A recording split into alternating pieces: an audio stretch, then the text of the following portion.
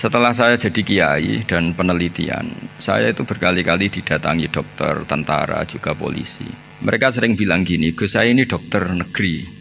Saya ke NTT, ke Papua, karena saya muslim, berkebutuhan Islam, maka dibikinkan musola, dibikinkan masjid. Kalau kiai tidak bisa, bikin sendiri urunan mau narik siapa. Mau narik tarikan di jalan yang mau nyumbang siapa. Tapi kalau kebutuhan negara, karena tugas negara, ya difasilitasi negara dan tidak dianggap misionaris karena negara.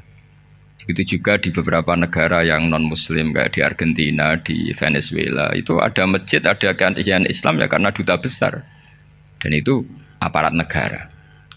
Disinilah kearifan para ulama berkoalisi dengan umarok dengan makna yang positif bahwa agama ini harus ditopang umarok, sistem negara. Tentu di situ ada tentara, ada polisi, ada macam-macam. Kita sebagai kiai juga nggak berdaya di depan para bandar narkoba apa-apa kalau nggak ada BNN. Kita mau apa dengan korupsi kalau tidak ada KPK. Sehingga kearifan para guru-guru kita, mulai Mbah Maimun, bapak saya sendiri, NU, Muhammadiyah, semua ormas-ormas Islam itu pasti maulah kerjasama. Karena kita siapa ya? Kalau tidak kerjasama. Dan di antara pesan Rasulullah SAW adalah yaduwahi ma'al jamaah. Jadi apa ya, kebersamaan itu sudah berkah. Fa inna yadawahi ma'al jamaah. Jadi berkah. Lalu kenapa saya kalau ngaji bawa kitab? Ini agak sebetulnya itu lazim. Lazim itu suatu yang harus. Tapi karena kelamaan mubaligh itu tidak pakai kitab. Seakan-akan bawa kitab itu yang aneh. Sebenarnya aneh mereka. Karena begini logika simpelnya ya. Umat Nabi ini berhak dapat apa coba? Berhak dapat warisan yang paling luhur, paling hebat, paling jernih. Apa itu Quran dan hadis?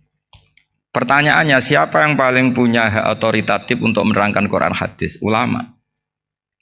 Ulama yang mana ya? Yang kapabel, yang sudah diakui dunia kayak Imam Ghazali, Imam Bukhari, Imam Syafi'i.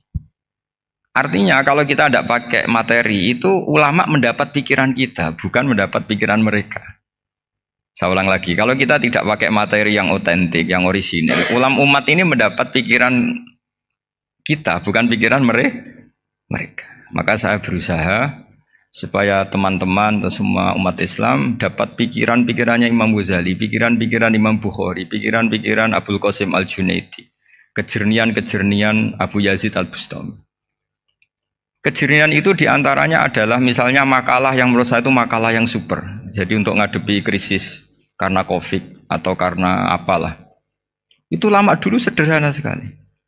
Beliau-beliau punya rumus yang mungkin jarang didengungkan orang, tapi saya akan kampanye rumus ini. Al-istighna, hakikatul istighna, itu adalah al-istighna anis syai' labihi. Jadi pemenuhan kebutuhan yang sebenarnya adalah kita berusaha menghindari sebanyak mungkin kebutuhan yang sekunder, yang enggak penting. Bukan memenuhi semua yang kita inginkan. Jadi misalnya begini ya, kalau kita lapar, itu keinginan kita itu makan enak apa asal makan? Tentu jawabannya asal makan yang sehat. Tapi kalau nuruti nafsu kita, makannya yang enak, teman makan ya enak. Terus di warung yang favorit. Ini kan satu kebodohan. Kenapa untuk makan saja butuh definisi sekian banyak? Yang kita harus kecewa, warung favoritnya bisa sudah tutup. Atau kita ke sana harus macet. Ribet. Yang benar-benar arif dan bijaksana itu adalah al-istighna anisya. Sesuatu yang tidak mendesak itu jangan jadikan kebutuhan. Sehingga kalau kita puasa misalnya, semua makanan itu enak karena kita sangat lapar. Sehingga Abul Qasim Al-Junaidi ketika ditanya, ma'idamu to'am, lauk makanan itu apa? Jawabannya lucu, alju, lapar. Kalau kamu lapar ya semuanya enak. Ini sudah mulai hilang. Kita bilang makan enak itu ya sate, ya gulai, ya pizza yang kita senang. Akhirnya apa? Untuk nikmati nikmatnya Allah itu kita jadi ribet. Apalagi yang orang-orang fasik harus ditemani perempuan yang tidak halal misalnya, atau harus ada ajudan, ribet. Nah pertanyaannya, orang yang ribet sama yang nggak ribet itu pinter mana? Pinter yang nggak ribet. Nah ini kearifan-kearifan yang mulai hilang. Lalu siapa yang bisa mewarisi itu? Ya ulama. Jadi ulama itu cara berpikir sebenarnya simple. Makanya mereka sering kalau tahajud itu. Di antara makalah Sayyidina Ali paling terkenal. dan yang menjadikan beliau punya derajat yang luar biasa itu adalah kafani izzan antakuna li robban wa kafani fakhron an akuna laka abdan. Ya Allah, saya ini sudah begitu mulia, begitu terhormat dan sangat-sangat terhormat karena yang menjadi Tuhan itu Engkau. Jadi rumus pertama itu karena menjadi Tuhan itu Engkau. Hanya Tuhan yang abadi, Tuhan yang pertama, hanya Tuhan yang al-awwal. Coba ya Allah, kalau saya ini punya Tuhan Fir'aun, punya Tuhan mati jadi tontonan lagi, itu kerennya di mana coba? Andai kan kita punya Tuhan Fir'aun, atau punya Tuhan yang asal usulnya manusia, apapun hebatnya manusia itu, kita punya Tuhan manusia itu. Tuhan yang lapar, yang kalau nggak makan mungkin pingsan, mungkin bisa kena COVID, nanti Tuhannya diisolasi. Kayak apa? Makanya ketika Tuhan Allah menyindir ketuhanan selain Allah itu, Allah hanya menyindir dengan kalimat sederhana, kana yakulanit to'am, yang kamu tuhankan itu masih makan. Artinya kalau nggak makan ya lemes. Jadi lama-lama ada orang gini, alhamdulillah tadi Tuhan mampir ke saya, kelihatannya lapar, setelah tak kasih makan sehat lagi. Susah nggak punya Tuhan yang seperti itu. Beda dengan Tuhan kita. Tuhan yang nggak butuh makan, nggak butuh minum, al-qayyum, zat yang berdiri sendiri tanpa butuh yang lain. Al-awwal, sebelum ada langit bumi sudah ada Tuhan kita yaitu Allah. Bandingkan dengan Tuhan-Tuhan yang dipertuhan yang lain, yang adanya setelah bumi, misalnya Fir'aun dan sebagainya. Sehingga Sayyidina Ali pertama jadi kebanggaan apa? Kafani izzan antakuna li robban. Saya ini keren betul, karena punya Tuhan yaitu Engkau. Tuhan yang lahul asma'ul husna, Tuhan yang semuanya punya kebaikan, punya keabadian, punya keagungan. Terus wa kafani fakhron an akuna laka abdan, dan saya bangga sekali karena saya menjadi hambamu. Kalau saya jadi hambanya Pak Rektor ribet kan, sudah tak hormati ternyata nanti tidak rektor, ya kan ribet kan. Terus pokoknya ribet, jadi budaknya manusia itu ribet. Makanya ada seorang wali datang ke temannya yang jadi presiden atau jadi raja. Datang ke situ karena tidak punya uang, mau minta uang karena temannya raja. Setelah sampai sana ternyata temannya ini karena orang soleh pas berdoa, ya Allah saya minta ini, minta ini, minta ini. Terus si wali tadi pulang. Tanya, kenapa kamu pulang? Ternyata dia sama, masih minta-minta kayak saya. Jadi sederhana dia. Sama-sama minta kamu, minta zat yang kamu mintain katanya.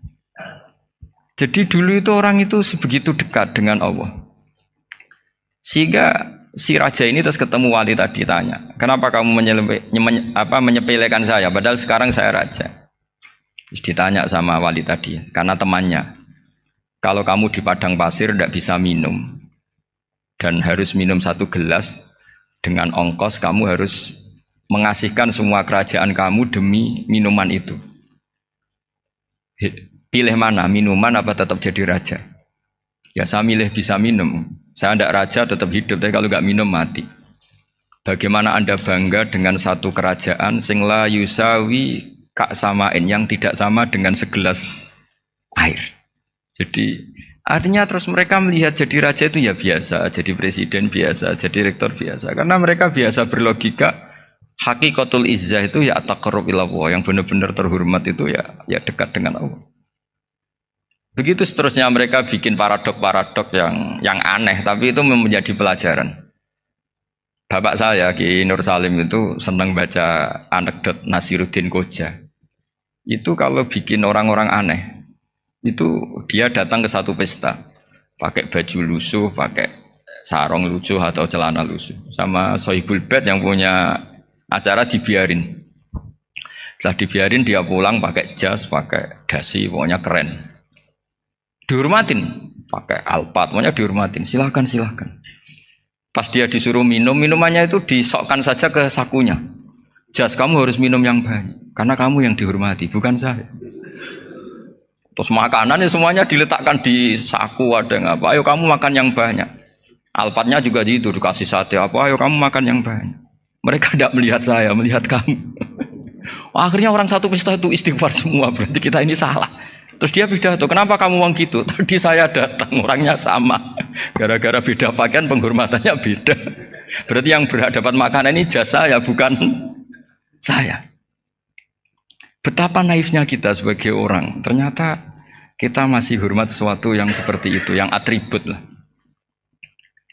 Jadi orang-orang sufi itu orang yang bisa menertawakan dunia. Akhirnya ya pertama dia dianggap orang gila, masa jas dikasih makan, dikasih minum. Tapi secara fikih dia benar, haram dia makan.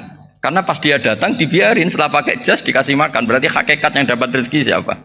Jasnya apa orangnya? Jasnya apa orangnya? Jasnya. Jadi itu orang-orang sufi, kearifan orang-orang dulu itu bisa ngelola hal-hal yang keseharian menjadi luar biasa. Ada seorang wali melihat istrinya makan satu piring, anaknya makan satu piring. Ditanya, kalian kenyang? Wah, kenyang sekali. Melihat anaknya minum kopi satu cingkir, senang. Kalian senang-senang sekali. Wah, kalau senang dengan hal-hal yang murah bisa, ngapain harus senang dengan hal-hal yang mewah? Bodoh sekali saya. Sehingga terus mereka bisa qanaah. Qanaah itu ya hidup itu simpel, sederhana. Jadi tentu saya tidak akan ngomong yang muluk-muluk, selain itu tidak bidang saya juga apa ya. Kita ini butuh obat di kondisi seperti ini, butuh kesederhanaan, butuh apa ya, istighna tadi. Kita harus istighna billah an ghairillah. Jadi sudah cukup bahwa Allah ini segalanya. Sehingga di antara tugas suci Nabi Ibrahim dan semua nabi adalah wa ja'alaha kalimatam baqiyatan fi aqibih. Nabi Ibrahim itu nabi yang diberi gelar Allah. Dia adalah nabi yang menjadikan kalimat tauhid itu kalimat yang abadi. Fi aqibih, di anak turunnya, di semua generasinya, baik anak turun karena gen maupun karena pembinaan, karena pendidikan. Ini penting sekali saya utarakan karena apa? Satu kehidupan itu sebenarnya digerakkan oleh kata-kata. Oleh moto kalau oleh bahasa modern. Sehingga banyak ulama mengatakan al-ibarat kutun li'ailatil mustami'in, bahwa redaksi atau moto atau pegangan hidup itu penggerak kehidupan. Sehingga sebetulnya manusia itu digerakkan oleh kalimah-kalimah itu, oleh moto-moto itu, oleh prinsip-prinsip hidup itu.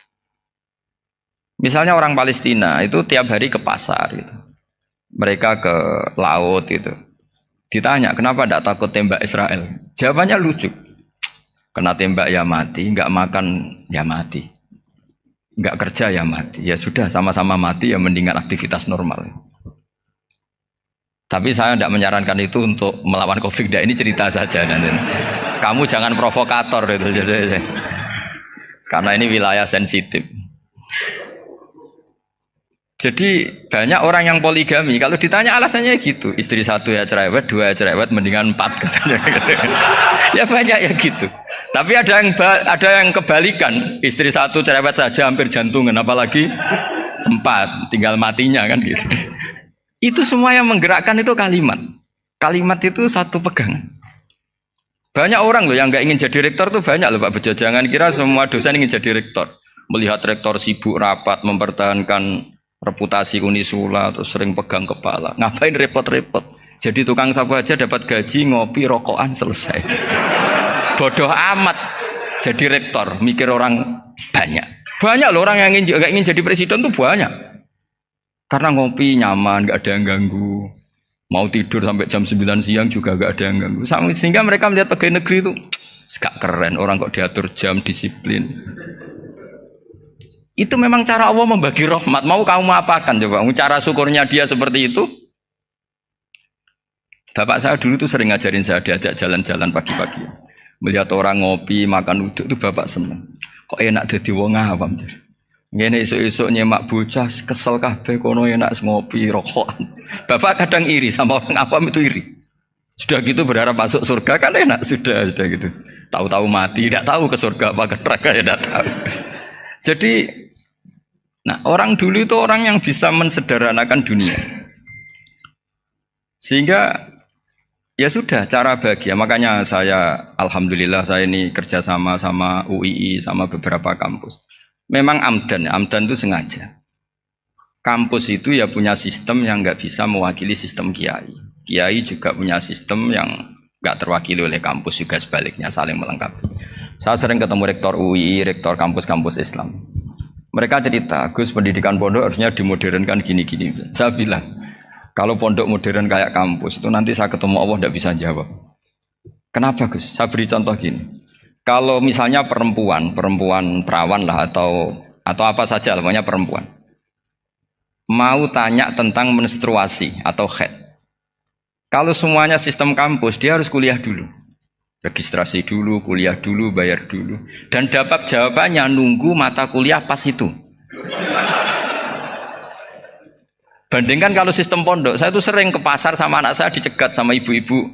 Gus, anak saya ngalami gini-gini, keluar darah terus menerus, nggak 6 hari tapi 1 bulan penuh. Itu hukumnya apa, Gus ya? Nanti saya mau sowan ke jenengan. Nggak usah sowan, di sini aja. Ya sudah. Sebelum mengeluarkan darah yang rutin seperti itu biasanya haidnya berapa hari? 6 hari, ya sudah ikut yang 6 hari, yang lainnya istighatsah. Ngoten tok Gus, ya udah ya. Begitu terus di masalah udhiyah. Ya coba kalau semuanya pakai sistem kampus, daftar dulu, bayar dulu. Jadi ini nggak ada jawabannya, nunggu mata kuliah itu. Baru dapat jawaban, itu biasa nggak sholat bertahun-tahun karena belum ada jawaban tentang itu. Nah itu kalau misalnya orang mati, tahunya cara memulasara jenazah itu nunggu kuliah dulu, pas mata pelajaran itu dulu, baru menangani orang mati. Berarti orang mati itu tergeledak semua. Tapi kalau kiai kan enggak. Kesini orang mati terbakar, kalau dimandiin malah badannya copot-copot, itu gimana hukumnya? Ini ada orang mati Gus Kendat, ini disolati apa enggak? Ada orang mati oplosan ya, itu disolati enggak? So sering ditanya gitu. Gak usah registrasi Pak Rektor, gak usah registrasi, gak usah daftar, gak usah seminar. Makanya kalau orang kampus wani kiai itu ya kualat tenan gitu, karena ini yang on time ya. Tapi pondok seperti saya ya ikrar seikrar-ikrarnya pentingnya kampus karena melatih efisiensi waktu, disiplin, tata kelola manajemen sehingga kita ya hormat. Tapi tadi kita harus saling melengkapi sehingga saya tunjukkan ke publik bahwa saya hormat sekali sama polisi, sama tentara. Coba kita bisa apa ngadepi bandar narkoba kalau enggak polisi? Bisa apa coba menjaga NKRI kalau enggak tentara? Begitu juga ya sudahlah kita memang fa inna yadallahi ma'al jamaah, kita berkah itu kalau bersama-sama. Enggak bisa kita sendiri. Nah lalu orang kayak saya itu ya beberapa kali sebetulnya saya itu ditawanin jadi dokter honoris causa apa. Kekhawatiran saya satu, takut pas enggak punya uang. Itu dokter gak di duit kan gak pantas gitu.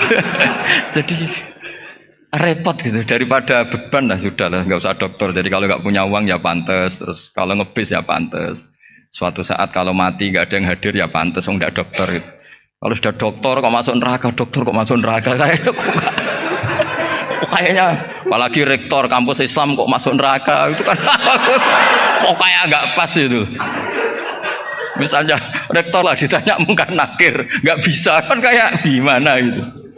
Makanya harus sering ngaji saya supaya nggak malu di depan mungkar nakir. Masa rektor ditanya mungkar nakir nggak bisa.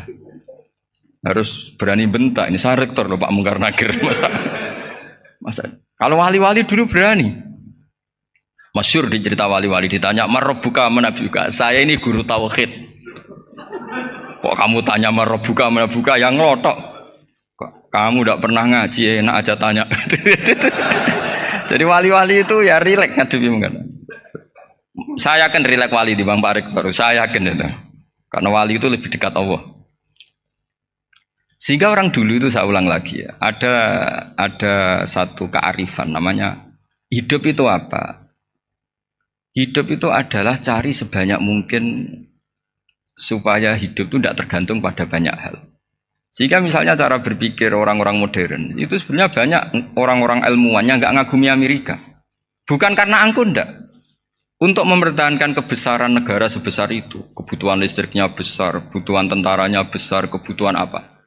Sementara negara kayak Venezuela atau Swiss kebutuhannya ada banyak. Pertanyaannya, yang tergantung dengan banyak hal sama yang tidak tergantung banyak hal, itu pinter mana? Kalau dibalik pertanyaannya gitu, negara-negara maju itu tidak keren kalau dibalik pertanyaannya. Orang yang untuk mempertahankan eksistensinya banyak, butuh banyak hal, dengan yang tidak butuh banyak hal, itu pinter mana? Orang yang bahagianya nunggu jadi dokter, nunggu jadi kiai besar, kiai viral, dengan orang yang bahagia cukup dengan ngopi, itu pinter mana? Tapi kalau dibalik pertanyaannya, orang yang tahunya nikmat hanya kopi, dengan nikmat yang banyak, pinter mana? Makanya Mbah Mun tuh kalau guyon itu lucu. Aku ikut saake ambek wong desa sing mlebu swarga. Saya dulu eskal mlebu swarga kok disakeni. Akhirnya beliau memberi penjelasan. Wong desa iku roe pakanan enak iku mau kopi mbek uduk. Lah swarga iku mau nuruti sing dikarepno. Akhirnya wis mau mangan wis ngopi nguduk ngopi wong ora roh pakanan liyane iku ora roh. Nasi mandi ya ora roh, pizza ya ora roh apa-apa. Terus saya bilang, wah lah niku nak nganti selera tentang wanita cantik. Iku juga sederhana. Rontok pesek ya wis cantik, rontok ireng ya wis. Apa bidadarinya seperti itu karena saking enggak pengalamannya. Jadi surga itu kan nuruti apa yang diinginkan. Kira-kira keinginan orang kampung kalau di surga itu apa coba? Makanan apa coba? Ya mana senengnya ketemel gemblong itu. Artinya malaikat lebih suka nangani surganya orang-orang kampung timbang Pak Rektor. Ini sudah ribet ini. Makanan apa saja sudah harus dicoba ya. Terus kalau di mall tahu orang macam-macam, seleranya macam-macam pasti. Enak mana kalau sampai jadi malaikat pelayan surga? Suka ngelayani orang kampung apa yang orang kota? Orang kampung kan? Jadi ya itu guyon tapi itu menjadi pikiran kita bahwa orang yang banyak kebutuhan itu sebetulnya banyak kebodohannya karena menggantungkan kebahagiaannya dengan banyak hal. Makanya Imam Syafi'i ngendikan istighna itu apa? Al istighna anisya'i. Yang dikatakan kecukupan adalah berusaha sebanyak mungkin banyak hal tidak kamu butuhkan. Bukan memenuhi semua kebutuhan kamu karena nafsu kamu ini tidak ada batasnya gitu. Kalau kamu penuhin nggak akan selesai. Itu ada perempuan yang kurang cantik itu minta doa saya, Gus doain suami saya kaya. Terus tak guyonin, terus nggak minta. Kalau suami kamu kaya, yang pertama dirubah itu apa? Rumah Gus, supaya rumah saya bagus. Kedua apa? Mobil, supaya mobil saya bagus. Nanti yang dievaluasi itu kamu. Mobil bagus, Alphard, rumah mewah, istrinya kamu. Pasti itu dievaluasi. Langsung enggak usah sudah gini aja kan. Jadi pertama yang dievaluasi itu kaya itu coba kalau suami kaya itu yang dievaluasi pertama rumah ya. Rumah ganti. Setelah itu apa? Mobil. Kira-kira berikutnya akhirnya sudah Gus nggak jadi. Nabi Ibrahim itu pernah minta umur panjang, keren umur panjang. Sama Allah nggak dijawab. Datang orang tua gitu mertamu ke Nabi Ibrahim, terus disuguhi dikasih kurma. Apa itu? Kok kurma apa? Anggur yang sudah matang sekali, sudah dimakan. Setelah dimakan meler keluar lagi, dimakan lagi meler lagi. Terus Nabi Ibrahim masuk lagi ke kamar. Ya Allah, doanya tak cancel. Nanti kalau saya tua kayak itu. Jadi Allah itu nggak jawab langsung tapi ngirimkan itu. Akhirnya ya Allah nggak jadi.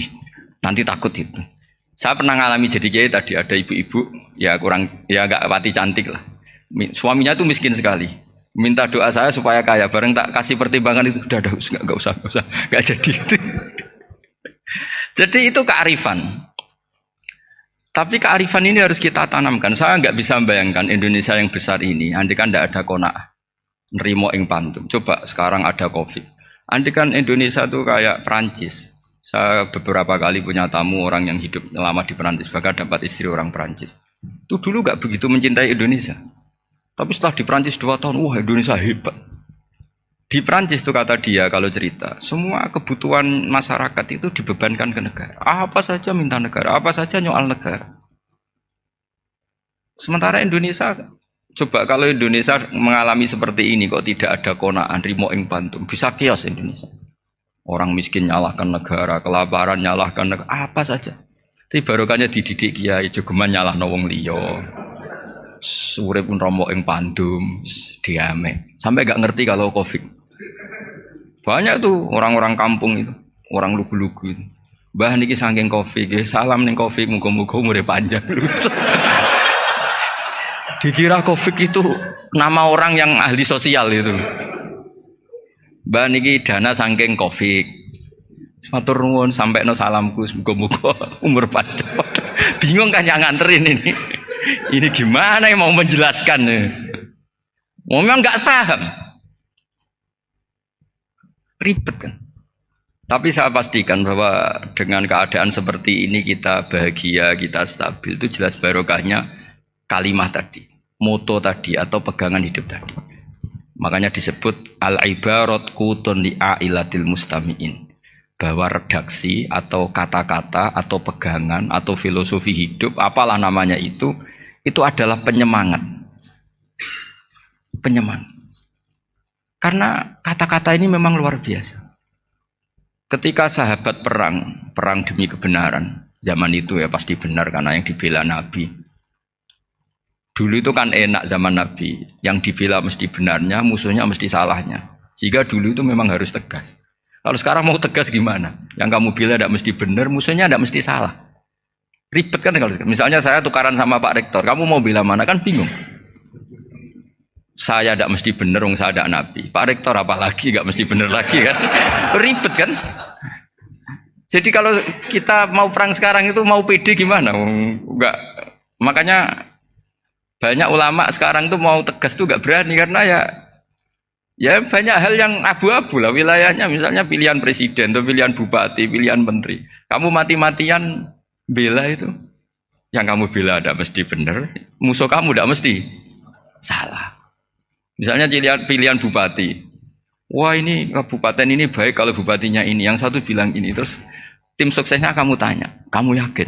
Ya tidak juga. Lah kenapa semangat? Kan sahabotohnya paling alasannya ya itu aja, bukan yang lain. Beda dengan zaman Nabi, Nabinya mesti benar, Abu Jahalnya mesti salah. Kan enak aturan mainnya jelas. Singkat cerita dalam perang itu banyak sahabat yang ngalami luka, ngalami apa gitu. Kemudian curhat ke Nabi, ya Nabi gara-gara derekkan jenengan, ngikuti jenengan saya harus ngalami seperti ini, seperti ini. Ngiranya orang itu diapresiasi sama Allah keluarnya. Ternyata sama Allah gak diapresiasi. Malah diturunkan ayat intakunu ta'lamuna fa innahum ya'lamuna kama ta'lamun wa tarjuna minallah malah yarjun. Kalau kamu sakit karena perang, orang-orang kafir itu ya sakit. Itu saja berani padahal demi kekafiran. Wa tarjuna minallah malah yarjun. Padahal kamu punya nilai lebih yaitu berharap kepada Allah yang mereka tidak punya. Saya jadi kiai itu ya kadang mangkel. Karena yang benci ya benci, yang seneng itu ngel-ngel loh kayak Pak Bejo. Jadi semuanya ribet. Nah iya, yang benci ya ganggu, yang seneng ya ganggu, tambah nemen. Seribet. Tapi kalau sudah ingat bandar narkoba, mereka berhadapan dengan polisi, kadang ditembak karena kesalahannya terlalu fatal. Antar persaingan mereka juga bisa tembak-tembakan karena merebut pasar narkoba. Itu saja mereka berani. Kok kita yang jadi kiai kadang dicium tangannya, dihormati gak berani, hanya takut apa ya, musibah-musibah kecil lah, atau problem-problem kecil. Lah iya, kalau kita bandingannya gitu. Kalau kamu mau tahajud kedinginan, itu masih nanti dihisab Allah itu gitu. Maling ayam itu keluar malam-malam, hanya dapat ayam. Itu gak takut dingin. Ya gak takut digebuki masa. Kamu mau tahajud saja takut dingin. Makanya nanti hisabnya orang soleh itu nanti dijajarkan orang dolim. Terus diperbandingkan. Wah itu habis kamu kalau itu. Jadi misalnya Unisola mau rapat, tapi ini malam, kalau malam dingin nanti sama masuk angin. Wah anak-anak pang di perapatan aja berani kamu. Kalau sudah perbandingannya gitu tuh ribet kita nanti. Makanya itu kalimat itu moto atau filosofi hidup. Sehingga diulang lagi nasihat itu. Iyam saskum korhun fakodu masal koma korhum mislu. Kalau kamu kena luka, orang-orang yang nggak benar juga akan kena luka. Itu aja berani demi ketidakbenaran. Masa kamu demi kebenaran nggak berani? Akhirnya orang itu, ya itu kalimat, itu heroik. Makanya kita ini penting ya. Makanya tadi himne Unisula dimulai kalimat thayyibah. Karena kalimat ini yang menjaga kita kalimat ini. Misalnya tentang Tuhan. Kenapa orang Islam imannya kokoh seperti ini, termasuk yang sudah hidup di Amerika, di Australia, di mana-mana. Itu ya barokahnya ajaran atau barokahnya kalimah. Saya sebut kalimah saya pakai bahasa santri. Karena la ilaha illallah itu dalam tradisi santri disebut kalimatu haqqin alaiha nahya wa alaiha namut wa alaiha nub'ats. Ada yang riwayat wa biha nub'ats insyaallah taala minal aminin. Kenapa mereka di mana-mana meskipun sekolah di Amerika, di Australia, bahkan di Uni Soviet tetap mukmin? Itu barokahnya ajaran yang benar. Allah itu siapa? Tuhan. Tuhan itu sifat dasarnya apa? Awal. Dia harus wujud awal sebelum makhluk yang lain. Sehingga ketika ada negara yang maju, yang tertib, manajemennya tertib, masyarakatnya makmur, tapi punya Tuhan yang tidak seperti itu, tidak awal, itu sudah gak nyaman. Karena ndaklah keren Tuhan saya, karena Tuhan saya itu al-awwal, zat yang pertama. Tuhan saya keren lah, zat yang gak mati. Tuhan yang gak mati, yang gak pernah mengalami kematian. Sehingga tontonan atau yang dilihat kenikmatan-kenikmatan yang lain ini tidak mengubah dia pendirian tentang Tuhan. Karena mantapnya satu kalimat tadi bahwa Tuhan itu ya harus satu, harus awal, harus tidak mati, tidak rusak, tidak mengalami apa-apa yang membahayakan. Sehingga ketika ditawarin Tuhan yang lain meskipun menjanjikan secara finansial atau kemakmuran, mereka gak tertarik. Itu coba, itu barokahnya makmur apa barokahnya ajaran? Barokahnya ajaran. Sering negara Islam itu kalah makmur dengan mereka, tapi barokahnya ajaran ini tetap apa? Tetap Islam. Makanya Nabi Ibrahim, Nabi yang sukses bikin waja'alaha kalimatam baqiyatan fi aqibi. Sehingga kita ini bekti sama orang tua misalnya, itu ya karena ajaran. Suwargamu itu karek wong tuamu. Nak wong tuamu ridho, Allah ridho. Nak ora ridho, Allah ora ridho. Ridho wa fi ridhol walidain wa sakhatu wa sukhtu wa fi sakhatil. Sehingga ketika ada orang tua yang agak brengsek gitu, anak-anak tetap hormat. Punya orang tua yang miskin, yang sudah miskin, tukang tombok nomor, banyak kan di kampung gitu. Ya tetap hormat. Coba kalau dari awal kita ngajari orang tua kamu hormati ya kalau baik, kalau tidak usah. Bisa geger Indonesia. Tapi barokahnya ajaran-ajaran itu Indonesia tertib karena ada ajaran. Nah ini di sini pesantren dan Unisula semua harus berkontribusi membuat ajaran yang benar itu adalah ciri utama Islam. Sehingga Islam ini dimulai dengan ajaran kalimatu haqqin alaiha nahya wa alaiha namut. Sehingga kita tenang seperti ini. Saya ini termasuk kiai yang tenang. Meskipun kata orang banyak saya ini kiai besar, tapi termasuk kiai yang paling tenang. Termasuk yang paling tenang. Karena saya ini pakai mazhab orang-orang hebat. Saya berkali-kali cerita, orang kayak Imam Syafi'i itu orang yang luar biasa. Saya berkali-kali cerita, orang yang tadi nyium tangan kamu ya Imam Syafi'i, di belakang tuh ngerasani kamu, menghujat kamu. Jawabannya enak saja. Berarti saya alhamdulillah orang yang wibawa. Buktinya di depan saya nggak berani. Jadi enteng saja. Diceritain sebagian kampung, sebagian separuh dari warga kamu itu nggak suka kamu. Ya bagus lah nggak suka saya, nggak akan utang duit saya. Di mana-mana orang utang tuh karena teman dekat. Kalau nggak seneng pasti minimal nggak utang, nggak pinjam mobil, nggak pinjam apa. Berkah mana yang seneng sama yang gede? Jadi dianggap enteng saja. Semua yang dialamin dianggap enteng saja. Misalnya punya istri pemarah, ya baguslah marahin suami. Kalau marahin tonggo malah ribet. Jadi kamu harus terima kasih kalau dimarahin istri. Baguslah marahin saya mah, kalau marahin tonggo ribet. Jadi enteng saja. Tapi kita sekarang tuh karena nafsu ya, sehingga menghadapi hidup ini ribet. Ulama dulu kalau mau mati itu senengnya bukan main. Sudah lama saya ini ingin gak maksiat. Kayaknya gak maksiat paling efektif itu mati. Ya tidak apa-apa Gusti, kalau sebaiknya mati ya mati aja. Enteng saja. Jadi melihat kematian itu akhir dari segala keburukan atau potensi keburukan. Apapun baik kita sekarang, suatu saat mungkin kita gak baik. Yang bisa menghentikan ketidakbaikan atau potensi ketidakbaikan itu apa coba? Mati kan? Berarti mati itu mengerikan apa menyenangkan? Mesti kamu tidak berani menjawab. Meskipun secara ilmu kamu berani, tapi secara rasa agak berani kan? Saya ulang lagi ya, yang bisa menghentikan keburukan atau potensi keburukan itu apa coba? Apa? Kematian. Berarti kematian itu menyenangkan atau menyusahkan? Apapun kamu tidak berani jawab karena kamu agak-agak duniawi itu kelihatannya. Tapi secara ilmu, kamu tahu kan kalau mati itu tidak buruk-buruk banget. Karena apa? Itu akhir dari segala keburukan. Sehingga Nabi ngajarkan kalimat itu begitu luar biasa. Allahumma ahyini maka natil hayatu khairan li wa tawaffani maka natil wafatu khairan li. Nabi melihat dunia itu begitu indah. Ya Allah, kalau saya ini hidup, anggap saja hidup ini ziyadatan li fi kulli khairin, menjadi modal saya menambah segala kebaikan. Jika suatu saat saya mati, anggap mawon rohatan li min kulli syarrin, itu akhir dari segala keburukan saya. Sehingga mati hidup ya baik karena di situ kita bisa berkontribusi beramal soleh, mati juga baik karena mengakhiri segala keburukan. Nabi nate ngendikan lagi, ajaban li amril mukmini inna amrahu kullahu khair. Orang mukmin itu mengagumkan, semuanya baik.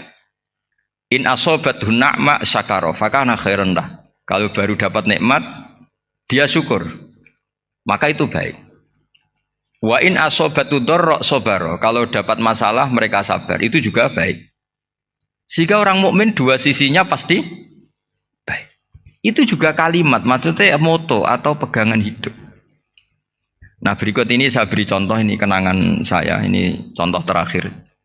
Masalah jadi orang terkenal maupun tidak. Di sini dicontohkan Imam Ghazali di halaman 367 di kitab saya 367, juznya 3 di kitab Ihya Ulumuddin. Di sini beliau cerita betapa untuk menjaga ikhlas sebaiknya orang itu tidak terkenal, tidak syuhrah, tidak terkenal. Oke, itu kita sepakat ya, karena kalau terkenal mungkin orang dipaksa publik dengan tanda kutip untuk selalu berbuat baik, tapi karena jaim lah, jaga image atau apa. Tapi ketika dibalik pertanyaannya, kamu rela yang terkenal itu orang nggak benar, sementara yang orang benar itu nggak terkenal. Lalu masyarakat taunya yang tidak benar. Kalau pertanyaannya dibalik gitu, orang baik wajib terkenal enggak? Kalau pertanyaannya dibalik seperti itu. Dokter yang benar tidak terkenal, yang malpraktek terkenal. Kamu ingin kondisi seperti itu? Gak ingin kan? Kampus yang bagus gak terkenal, kampus yang bagus gak terkenal, yang gak bagus. Nah, artinya apa? Gara-gara olah kata, olah pikiran, ini logika jadi rubah. Lagi-lagi apa? Jawaban itu ada di kata-kata sebetulnya. Makanya bab-bab seperti ini tidak usahlah kita berdebat, berpolemik. Sebaiknya orang itu humul, menutup diri, apa sebaiknya orang terkenal, itu nggak perlu seperti itu. Sudah terserah Tuhan saja. Makanya saya mulai dulu ngaji sampai sekarang itu ya tidak punya punya ikon tertentu atau punya website tertentu, enggak. Sudah terserah pangeran. Sudah saya juga tidak sok suci materialistik atau enggak, ya tidak mikir saya. Bukan apa-apa ya, karena saya ini kiai, jadi biasa urusannya sama Allah, sama makhluk, jadi pusing kalau sama sarah-sarahnya makhluk itu pusing. Meskipun rektor kalau nasihati saya pasti tidak saya terima, itu tetap makhluk, itu sudah ada ngefek kalau saya itu sudah ada itu. Bukan karena saya sombong, ya memang makhluk betul gitu, bukan cuma nasibnya bejo aja, tapi makhluk tetap makhluk. Saya beri contoh ya, ini makalah yang ditulis Imam Ghazali. Ya. I'lam aslahaka Allah anna aslal jah wa intisarus sayyid atau sayyidi wal istihar bahwa mazmum itu. Balil mahmudu al-khumulu illa man syaharahu wa ta'ala linasri dini min ghairi takallufi talabi syuhrati minhu. Jadi kalau kamu ingin ibadah kamu selamat, ya kamu jangan terkenal. Tapi resikonya adalah kalau kebaikan itu tidak terkenal, maka enggak dikenali. Kalau enggak dikenali berarti masyarakat hanya punya percontohan yang tidak baik, karena yang baik tidak terkenal. Jadi itulah ulama-ulama dulu. Jadi apa-apa itu dibanding-bandingkan. Kemudian nanti kelihatan, jawabannya itu kelihatan. Jadi ulama dulu itu biasa ngarang misalnya afatun nikah, sisi negatifnya nikah. Harus ngurmat istri, harus macam-macam, kalau terlantar itu ya dosa. Seperti tadi Pak Marsudi cerita, kalau orang ngapalkan Quran itu takut lupa, kalau lupa itu jadi dosa. Pertanyaannya, kalau semua orang takut lupa, takut dosa, semua orang nggak hafal Quran karena potongan-potongan lupa. Cara berpikir tidak seperti itu. Kalau berpikir ya namanya hafalan, ya inginnya hafal, kan nggak ingin lupa. Lah nanti kalau takdirnya lupa karena hal-hal yang dimaklumi oleh syariat itu enggak yang termasuk dosa. Yang dosa itu lupa takliwiri udhrin syar'iyyin, lupa yang tidak ada sebab yang apa? Syar'i. Tapi lupa bawaan EQ-nya tidak bagus. Lupa bawaan sering dibentak. Oh itu enggak masalah karena bawaannya orang tertekan itu ya lupa. Coba kamu hafal Quran, terus punya kredit jatuh tempo, pas hari itu aku yakin enggak cerdas sudah. Itu bawaannya orang tertekan tuh pasti Pasti lupa. Jadi ya saya teruskan ya. Jadi terus ada makalah yang sangat bagus sekali tentang itu. Saya baca ya. Wa yadullu ala dzalika anna Allah azza wa jalla amaral anbiya'a bi idharil amali lil iktida wa khassahum bi mansibin nubuwah. Wala yajuzu ayyudhanna bihim annahum khurrimu afdhalal amalen. Jadi orang yang terlalu mendewa-dewakan khumul itu menutup diri. Oke, itu baik karena dengan khumul, dengan menutup diri Anda tidak riya, Anda tidak pamer. Tapi kata Imam Ghazali, kamu juga harus ingat di antara syaratnya Nabi itu harus mengumumkan kalau beliau itu seorang Nabi. Harus memaklumatkan kalau beliau seorang Nabi supaya bisa diikuti. Caranya sholat harus diumumkan sehingga Nabi itu mengatakan harus jamaah. Karena dengan cara jamaah itu bisa shollu kama ra'aitumuni usolli. Coba kalau Nabi sholatnya nggak diperlihatkan, kamu harus sholat yang benar. Caranya gimana ya Rasulullah? Itu rahasia. Bingung nggak kira-kira? Bingung nggak? Ya misalnya amal rahasia selalu lebih baik. Terus ada pertanyaan, Nabi ngendikan kamu sholat yang benar. Caranya gimana Nabi? Ya itu rahasia. Terus gimana coba? Tapi Nabi ngendikan apa? Shollu kama ra'aitumuni usolli. Ya sudah kamu sholat, niru saya sholat. Berarti Nabi sholatnya diperlihatkan apa disembunyikan? Diperlihatkan. Jadi begitu juga saya berkali-kali bilang, orang tahu kalau itu bidan ya berdasar tulisan itu bidan. Tahu kalau itu dokter gigi ya itu dokter gigi. Jangan sampai gara-gara tidak ada tulisan mau beli alat bangunan di dokter gigi, mau periksa gigi di toko bangunan. Gara-gara apa? Nggak ada maklumat. Nah, di sini ulama-ulama selalu memaklumatkan dirinya. Termasuk Imam Ghazali ketika ngarang kitab dinamai Ihya Ulumuddin, bahwa kitab ini bisa menghidupkan ilmu-ilmu agama yang mulai hilang. Begitu seterusnya. Jadi ini ngaji ya. Jadi orang itu harus ngerti. Jadi jangan nuruti emosi sendiri atau logika sendiri. Bahwa saya suka humul, ya monggo. Agama Islam menyediakan sarana itu. Uzlah itu ya punya sisi kebaikannya sendiri. Tapi syuhrah terkenal asal tidak nuruti nafsu juga punya sisi kebaikannya sendiri. Setidaknya umat ini punya satu master kebaikan yang mudah diakses. Tapi tadi saya ulang lagi, jangan karena hadun nafsi, jangan karena kepentingan pribadi. Makanya di sini disebutkan wa yadullu ala dzalika ay ala syuhrah anna Allah taala amaral anbiya bi idharil amal lil iktida. Allah selalu memerintahkan para nabi kalau ngamal kebaikan ya harus dimunculkan supaya bisa ditiru. Yaitu tadi kita tidak bisa bayangkan kan kalau misalnya Nabi menyuruh kamu harus sholat yang benar, kemudian sholatnya Nabi sembunyi. Kalau ditanya, Nabi saya niru siapa? Wah itu rahasia, kamu nggak boleh lihat sholat saya takut tidak ikhlas. Ribet kan?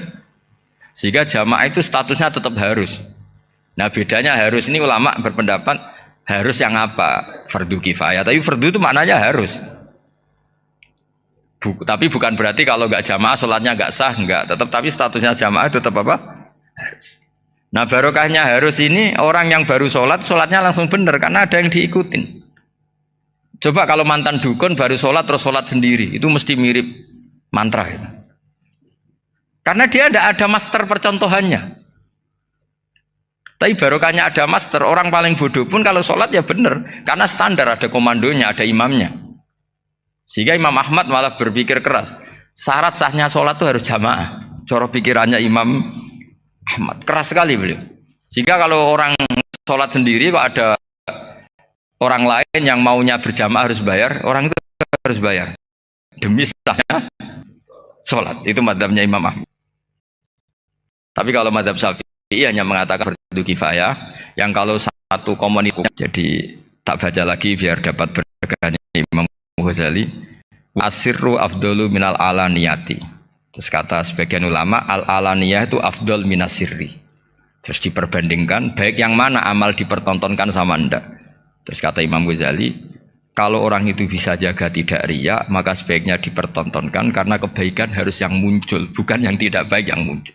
Makanya ketika memaklumatkan diri sebagai ingin jadi generasi khairah ummah, itu kalau diterjemah itu kan, wow, khairah ummah, umat terbaik. Itu kan kayak agak angkuh. Tapi nggak apa-apa, itu nggak apa-apa. Masa kita kampanye siap degradasi moral kan ya lucu kan, masa jualan gitu kan ya lucu. Kita memang ingin mengkhidmati ummah, berbakti dengan umat, membantu supaya jadi generasi khairun apa ummah. Tidak apa-apa dimaklumatkan supaya dengan itu umat punya sarana. Oh kalau ingin jadi khairun ummah kuliah di sini, jangan lalu enggak gitu. Ya sama kita dokter, maklumatkan saja dokter gigi, dokter kandungan, dokter bedah. Sehingga orang kalau mau bedah ya jangan ke dokter kandungan.